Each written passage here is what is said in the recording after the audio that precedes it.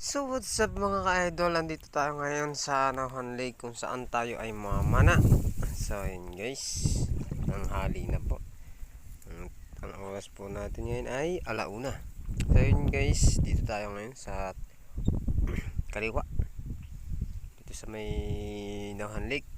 Ito po, kung nakakaalam po nito, please comment po kung saan, kung alam nyo to, lugar na to guys. Paki-comment nga po kung sino nakakapamana dito sa kaliwa. Ayan. Ayan guys, yung ating view dito sa kaliwa. Medyo mababa pa ang tubig. Ayan guys, ere po yung bangka namin ginagamit. Ayan. So yung kasama ko guys na si GR Amboy, hindi ko alam kung nasa na guys. Hindi ko alam kung siya pumana. Ayan po yung malaking bahay. Ayan, kung nakikita nyo. Ayan. So yun guys, maya na lang mga idol, pana muna ulit tayo.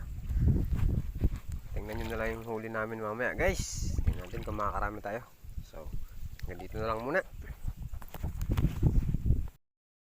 So ayun nga mga ka-idol, ito na po yung ating nahuli ngayong araw. Ito po, may 3 kilo po yan nahuli natin mga ka-idol, at naibenta po natin yung 1 kilo at yung 1 kilo pa. Yan guys, na lang yung natira at mahigit pang 1 kilo guys yan natira guys. May nahuli nga pala ako dyan, tawis at saka dalag. So hanggang dito na lang guys. Thank you for watching. Please like and follow naman po.